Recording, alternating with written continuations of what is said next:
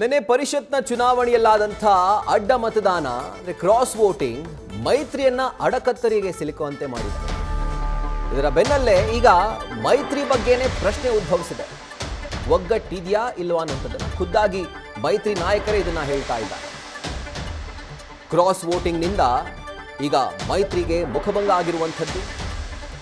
ಒಂದು ಕಡೆ ಜೆಡಿಎಸ್ನ ರಾಜ್ಯಾಧ್ಯಕ್ಷ, ಇನ್ನೊಂದು ಕಡೆ ಬಿಜೆಪಿಯ ರಾಜ್ಯಾಧ್ಯಕ್ಷ ಇಬ್ಬರೂ ಕೂಡ ಗರಂ ಆಗಿದ್ದಾರೆ. ಪಟ್ಟಿ ಹಿಡಿದು ಶಾಸಕರ ವಿರುದ್ಧ ಕ್ರಮಕ್ಕೆ ಈಗ ನಾಯಕರು ಮುಂದಾಗಿದ್ದಾರೆ. ಮೀರ್ ಸಾದಿಕ್ಗಳನ್ನ ಬಿಡೋದಿಲ್ಲ ಅಂತ BY ವಿಜಯೇಂದ್ರ ಹೇಳಿದ್ರೆ ಏನ್ ಮಾಡಬೇಕು ಅದನ್ನು ಮಾಡ್ತೀನಿ ಅಂತ HDK ಹೇಳಿದ್ದಾರೆ. ಅವ್ರನ್ನ ಬಿಡೋ ಮಾತೇ ಇಲ್ಲ, ಅವರನ್ನ ಕ್ಷಮಿಸೋ ಮಾತೇ ಇಲ್ಲ. ಏನ್ ಕ್ರಮ ತೆಗೆದುಕೊಳ್ಬೇಕೋ ಅದು ನಮಗೆ ಗೊತ್ತು ಅಂತ ಹೇಳಿ HDK ವಾರ್ನಿಂಗ್ ಕೊಟ್ಟಿದ್ದಾರೆ. ನನಗೆ ನಿನ್ನೆ ಚುನಾವಣೆಯಲ್ಲಿ ಯಾರು ಕ್ರಾಸ್ ಔಟ್ ಮಾಡಿದ್ದಾರೆ ನನ್ನ ಹತ್ರ ಸಂಪೂರ್ಣ ಮಾಹಿತಿ ಇದೆ, ಸಂಪೂರ್ಣವಾದ ಮಾಹಿತಿ ಇಟ್ಕೊಂಡಿದ್ದೇನೆ. ಅದರಿಂದ ನಾನೇನು ವಿಚಲಿತನಾಗಿಲ್ಲ.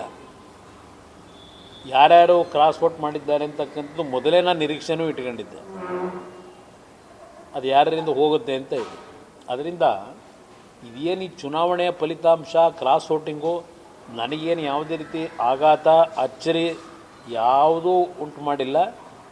ಮೊದಲೇ ನನಗೆ ಇದರ ಅರಿವು ಇಟ್ಕೊಂಡಿದ್ದೆ. ಅದರಿಂದ ನಾನು ಹೆಚ್ಚಿಗೆ ಈ ಚುನಾವಣೆಯಲ್ಲಿ ನಮ್ಮನೆ ದೇವಸ್ಥಾನಕ್ಕೆ ಹಾಕೋದೆ ಆರಾಮಾಗಿ ನನಗೆ ಗೊತ್ತಿತ್ತು.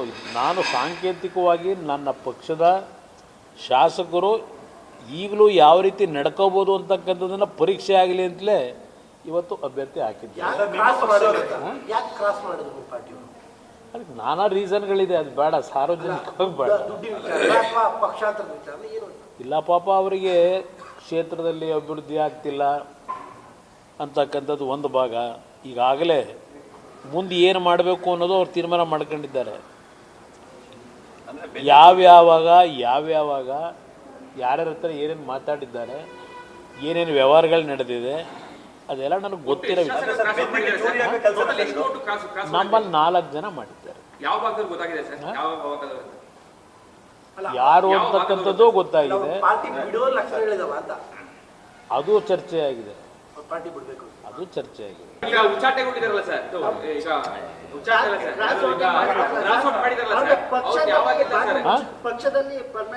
ನಾನು ಯಾವ್ಯಾವ ಟೈಮ್ಗೆ ಏನು ತೀರ್ಮಾನ ಮಾಡಬೇಕು ಇವುಗಳ ವಿಷಯದಲ್ಲಿ ತಗೋತೀನಿ. 8 ದಿನಗಳ ಹಿಂದೆ ಮಾಜಿ ಮುಖ್ಯಮಂತ್ರಿಗಳು ನಮ್ಮ ಕೇಂದ್ರದ ಸಚಿವರಾಗಿರುವಂಥ HD ಕುಮಾರಸ್ವಾಮಿ ಅವರು ನನಗೆ ದೂರವಾಣಿ ಕರೆಯನ್ನು ಮಾಡಿದರು. ವಿಜೇಂದ್ರ ಅವರೇ, ನಿಮ್ಮ ರಾಷ್ಟ್ರೀಯ ನಾಯಕರ ಜೊತೆಲಿ ಮಾತನಾಡಿ 3ನೇ ಅಭ್ಯರ್ಥಿಯನ್ನು ನೀವಾದರೂ ಹಾಕಿ ನಾವಾದರೂ ಹಾಕ್ತೇವೆ, ಒಂದು ಫೈಟ್ ಮಾಡೋಣ, ಒಂದು ಸೀರಿಯಸ್ ಆಗಿ, ಯಾವುದೇ ಕಾರಣಕ್ಕೂ ಸುಲಭಕ್ಕೆ ಬಿಟ್ಕೊಡೋದು ಬೇಡ ಅನ್ನೋ ಒಂದು ಒಳ್ಳೆ ಉದ್ದೇಶ ಇಟ್ಕೊಂಡು ಮಾನ್ಯ ಕುಮಾರಸ್ವಾಮಿ ಅವರು ನನಗೆ ಮಾತನಾಡಿದರು.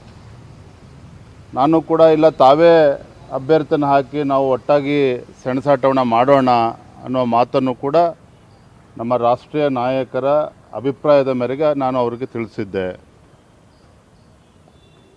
BJP ಆಗಲಿ JDS ಆಗಲಿ ಇಬ್ಬರ ಉದ್ದೇಶ ಒಳ್ಳೆಯದೇ ಆಗಿತ್ತು. ಒಂದು ಫೈಟ್ ಔಟ್ ಮಾಡಬೇಕು, ಅದು ಸುಲಭಕ್ಕೆ ಬಿಡ್ಕೊಡ್ಬಾರ್ದು, 3ನೇ ಅಭ್ಯರ್ಥಿಯನ್ನು ಸಾಧ್ಯ ಆದಷ್ಟು ಗೆಲ್ಲುವಂಥ ಪ್ರಯತ್ನ ಮಾಡಬೇಕು ಅಂತ ಹೇಳಿ ಎರಡೂ ಪಕ್ಷಗಳು ಒಟ್ಟಾಗಿ ಪ್ರಯತ್ನ ಮಾಡಿದ್ದು ಸತ್ಯ. ಆದರೆ ನಿನ್ನೆ ಮತದಾನ ಆದಂಥ ಸಂದರ್ಭದಲ್ಲಿ JDS ಪಕ್ಷದಿಂದನೂ ಕೂಡ 6-7 ಅಡ್ಡ ಮತದಾನಗಳಾಗಿದ್ದಾವೆ. BJP ಇಂದಲೂ ಕೂಡ 5ಕ್ಕೂ ಕನಿಷ್ಠ 4-5 ಅಡ್ಡ ಮತಗಳು ಆಗಿದ್ದಾವೆ ಅನ್ನುವ ಮಾಹಿತಿ ನಮಗೂ ಕೂಡ ಸಿಕ್ಕಿರುವಂಥದ್ದು. ನಾನು ಈ ಸಂದರ್ಭದಲ್ಲಿ ಹೇಳ್ತಕ್ಕಂಥದ್ದು ಇಷ್ಟೇ, ನಮ್ಮದು ಒಂದು ರಾಷ್ಟ್ರೀಯ ಪಕ್ಷ, ನಮ್ಮ ಪಕ್ಷದಲ್ಲಿರ್ತಕ್ಕಂಥ ಶಾಸಕರು ಯಾರು ಅಡ್ಡ ಮತದಾನವನ್ನು ಮಾಡಿದ್ದಾರೆ ಅವರನ್ನು ಕ್ಷಮಿಸ್ತಕ್ಕಂಥ ಪ್ರಶ್ನೆನೇ ಇಲ್ಲ. ಯಾರ್ಯಾರು ಆಟ ಆಡಿರ್ಬೋದು ಅನ್ನುವ ಕೆಲವು ಮಾಹಿತಿಗಳು ಕೂಡ ನಮ್ಮ ಬಳಿಯಲ್ಲಿದೆ. ಈಗಾಗಲೇ ನಮ್ಮ ರಾಷ್ಟ್ರೀಯ ನಾಯಕರ ರಾಷ್ಟ್ರೀಯ ಅಧ್ಯಕ್ಷರ ಅಪಾಯಿಂಟ್ಮೆಂಟನ್ನು ಕೂಡ ನಾನು ಬೆಳಗ್ಗೆ ಕೇಳಿದ್ದೇನೆ.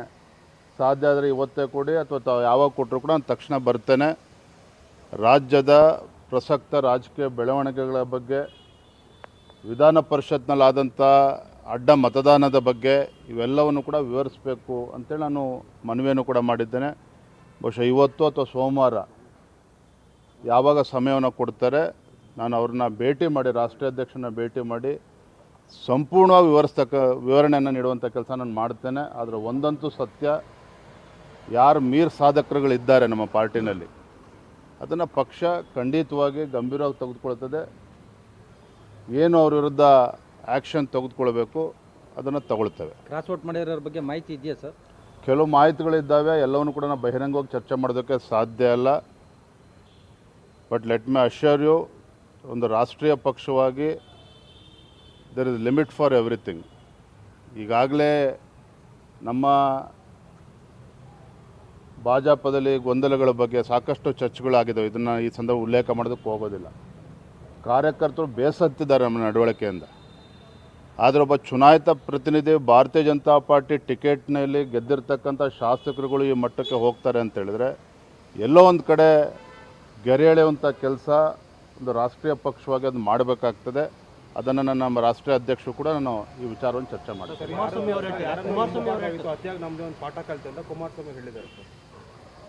ಸಹಜವಾಗಿ ಅವ್ರು ನೋವಾಗಿದೆ ರೀ. ಕುಮಾರಸ್ವಾಮಿ ಅವರಾಗಲಿ ನಾವಾಗಲಿ ಅಥವಾ ಕುಮಾರಸ್ವಾಮಿ ಅವರು ಚರ್ಚೆ ಮಾಡಿದಾಗ ಒಳ್ಳೆ ಉದ್ದೇಶ ಇಟ್ಕೊಂಡೆ ಇಬ್ಬರು ಕೂಡ ಕ್ಯಾಂಡಿಡೇಟ್ ಹಾಕೋಣ ಅಂತೇಳಿ ತೀರ್ಮಾನ ಮಾಡಿರುವಂಥದ್ದು. ಅವರೇನು ಏಕಾಂಗಿಯಾಗಿ ನಿರ್ಧಾರ ಮಾಡಿಲ್ಲ. ಪಾಪ ನಮ್ಮ ಜೊತೆ ಚರ್ಚೆ ಮಾಡೇನೆ ನೀವೇ ಅಭ್ಯರ್ಥಿ ಅಂತ ಹಾಕಿ ಅಂತ ಹೇಳಿದ್ರು. ಇಲ್ಲ ನೀವೇ ಹಾಕಿ ಕುಮಾರಸ್ವಾಮಿ ಅವರೇ, ನಾವೇ ಅವ್ರಿಗೆ ಹೇಳಿರ್ತಕ್ಕಂಥದ್ದು. ಅವರೇನು ಒತ್ತಾಯಪೂರ್ವಕವಾಗಿ ಅವರೇನು ಹಾಕಿಲ್ಲ. ಈ ಎರಡೂ ಪಕ್ಷಗಳು ಕೂತು ತೀರ್ಮಾನ ಮಾಡೇ ಆಗಿರುವಂಥದ್ದು. ಹಾಗಾಗಿ ಒಂದು ಅವರ ಪಕ್ಷದಲ್ಲೂ ಕೂಡ ಇವತ್ತು 6-7 ಮತಗಳು ಅಡ್ಡ ಮತದಾನ ಆಗ್ತದೆ ಅಂತ ಹೇಳಿದ್ರೆ ಅವ್ರಿಗೂ ಕೂಡ ನೋವಾಗ್ತಕ್ಕಂಥದ್ದು ಸಹಜ. JDS ಪಕ್ಷಕ್ಕೆ ಎಷ್ಟು ನೋವು ಬೇಸರ ಆಗಿದೆ, ನಮಗೂ ಕೂಡ ಅಷ್ಟೇ ಬೇಸರ ಆಗಿದೆ. ನಾವು 2 ಸ್ಥಾನಗಳನ್ನು ಗೆದ್ದಿರ್ಬೋದು, ಆದರೆ ನಮಗೂ ಕೂಡ ಅಪಮಾನ ಆಗಿದೆ. ನಮ್ಮ ಶಾಸಕರು ಕೂಡ ಅಡ್ಡ ಮತದಾನ ಆಗಿದೆ. ಹಾಗಾಗಿ ಇದನ್ನು ಭಾಳ ಗಂಭೀರವಾಗಿ ತೆಗೆದುಕೊಳ್ತೇವೆ. ನಮ್ಮ ವರಿಷ್ಠರು ನಾನು ಕೂಡ ಭೇಟಿ ಮಾಡ್ತೇನೆ. ಇದನ್ನು ತಾರ್ಕಿಕ ಅಂತ್ಯಕ್ಕೆ ತೆಗೆದುಕೊಂಡು ಹೋಗ್ತಕ್ಕಂಥ ನಿಟ್ಟಿನಲ್ಲಿ ನನ್ನ ಅಭಿಪ್ರಾಯ ಏನಿದೆ ನಮ್ಮ ರಾಷ್ಟ್ರೀಯ ನಾಯಕರು ತಿಳಿಸ್ತಾರೆ. 5 ಜನ JDS ಇಂದ ಅಡ್ಡ ಮತದಾನ ಆಗಿದೆ ಅಂತ ಹೇಳ್ತಾರೆ. ಮಿಕ್ಕದು ನಿಮ್ಮದೇ ಹಂಗಾರೆ ಸರ್? ನೋಡಿ, ಕಾಂಗ್ರೆಸ್ಸಿನ ಆಂತರಿಕ ಗೊಂದಲದಿಂದ JDS ಪಕ್ಷಕ್ಕೆ ಕನಿಷ್ಠ 4-5 ಮತಗಳು ಬರ್ಬೋದು ಅನ್ನೋ ಲೆಕ್ಕಾಚಾರ ಅವ್ರಿಗೂ ಕೂಡ ಇತ್ತು. ಆದರೆ ಅದು ಆಗಿಲ್ಲ.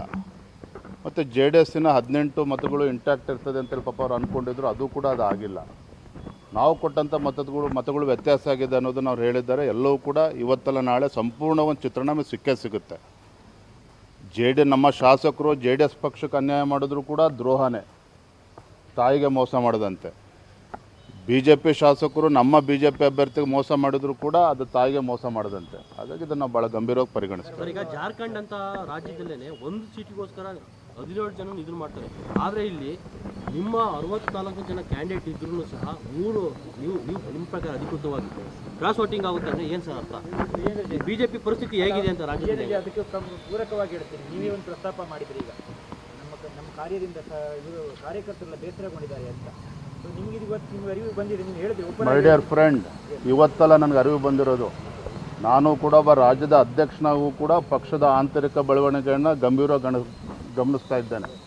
ನಾನೊಬ್ಬ ಕಾರ್ಯಕರ್ತನಾಗಿ ಇವತ್ತು ಮಾತನಾಡ್ತಾ ಇದ್ದೇನೆ. ರಾಜ್ಯದ ಭಾಜಪದ ಅಧ್ಯಕ್ಷರಾಗೂ ಕೂಡ ನಾನು ಮಾತನಾಡ್ತಾ ಇದ್ದೇನೆ.